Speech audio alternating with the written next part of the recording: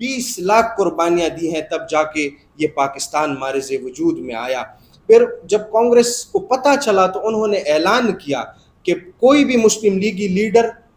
کو کوئی ریسیو کرے صوبہ سرحد میں یا پاکستان مسلم لیگ کا جھنڈا لگائے تو ان لوگوں کو بھی جلایا جائے اور ان گھروں کو بھی جلایا جائے۔ اور پھر اس وقت پیر صاحب نے اپنے تمام مریدین کو کہا کہ قائد اعظم ہمارے مہمان ہیں اور ان کو ہم ان کے شان کے مطابق، ان کے مقام کے مطابق ان کا استقبال کریں گے۔ پھر اٹک جو پنجاب اور پختونخوا کی باؤنڈری ہے، وہاں سے ان کی گاڑی کو اٹھا کے صوبہ سرحد میں داخل کرایا اور لاکھوں لوگوں کا اجتماع تھا۔ پھر مانکی شریف میں 1945 میں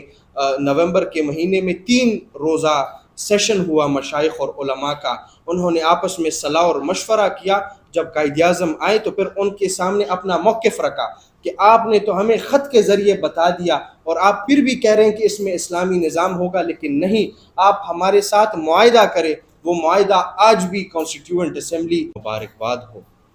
یقیناً جس طرح آپ نے گفتگو کی، ہمارے پاکستان کی آزادی میں جو کردار صوفیاء کا رہا ہے وہ کسی سے ڈکی چھپی بات نہیں ہے، اور یہ ایک تحریک ہے۔ ہم سمجھتے ہیں، اور بدقسمتی ہماری یہ ہے کہ ہمیں تاریخ میں صرف 76 سال دکھا کر ہمیں یہ بتایا جاتا ہے کہ شاید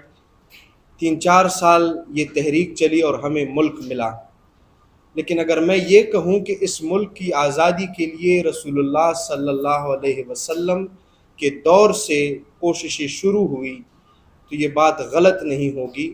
بلکہ ہم تو یہ مانتے ہیں کہ جس دن اس خطے لاہور میں حضور داتا گنج بخش سبز جھنڈا لے کر آج سے 1000 سال پہلے آئے، ہمارے لیے یہ پاکستان اس وقت بن گیا تھا۔ پھر یہاں پر چونکہ بہت سے مختلف مکاتب فکر کے لوگ تھے جنہوں نے قائد اعظم کی نظریات کو، ان کے اس نعرے کو کہ مسلمانوں کے لیے ایک الگ ریاست کی ضرورت ہے، اس پر تنقید کی، اور وہ تنقید اس حد تک آئی کہ ان کی کلم کلا انہوں نے مخالفت کی۔ اور پھر الحمدللہ ہمارے مشائخ اہل سنت، جن میں پیر آف مانکی شریف، پیر آف علی پور شریف، سیال شریف، چورا شریف، موڑا شریف، یہ وہ آستانے تھے جنہوں نے قائد اعظم کے ساتھ، بلکہ اگر میں یہ کہوں کہ قائد اعظم سے ایک قدم بڑھ کر انہوں نے اس تحریک میں حصہ لیا۔ جب حضور علی پور شریف سے کسی نے پوچھا کہ قائد اعظم اگر اس بات سے مکر جاتے ہیں کہ ہم نے پاکستان بنانا ہے، تو انہوں نے کہا کہ اگر اب وہ پیچھے ہٹ بھی جائیں تو یہ مشائخ اور علماء اس وقت تک پیچھے نہیں ہٹیں گے جب تک یہ اس خطے میں اسلامی مملکت کی بنیاد نہ رکھ دیں۔ پھر جس طرح قائد اعظم کا پہلا دورہ رہا ہے، انہوں نے چونکہ پورے پاکستان میں اپنے منشور کو اور اپنے نظریے کو، بلکہ اس وقت جو سب سے مشکل ٹاسک تھا وہ یہ تھا کہ تمام برصغیر پاک و ہند کے مسلمانوں کو یک آواز اور یکجا کرنا تھا، ان کا اتحاد کرنا تھا۔ اس کے لیے مختلف دورے کیے۔ پھر ان کا ایک دورہ جو ہے وہ اس وقت کا جو صوبہ سرحد تھا اور موجودہ خیبر پختونخوا تھا، وہ لیٹ 1936 میں ان کا ایک دورہ ہوا، لیکن چونکہ وہاں پر حکومت جو ہے وہ کانگریس کی تھی، ان کی اتنی مخالفت ہوئی کہ انہوں نے اپنا دورہ مختصر کیا اور پھر وہ واپس جو ہے تشریف لائیں۔ پھر وہ اسی کشمکش میں تھے کہ کس طریقے سے وہ دوبارہ، چونکہ خیبر پختونخوا اس کی جو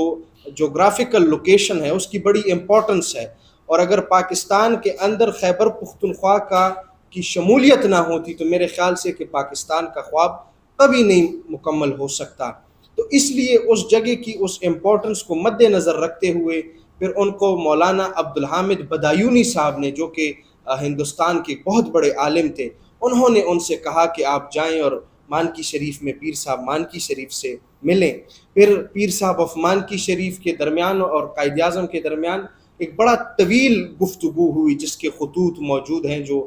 اس کتاب میں بھی ہے اور میں پھر آپ کو انشاءاللہ بھیج بھی دوں گا۔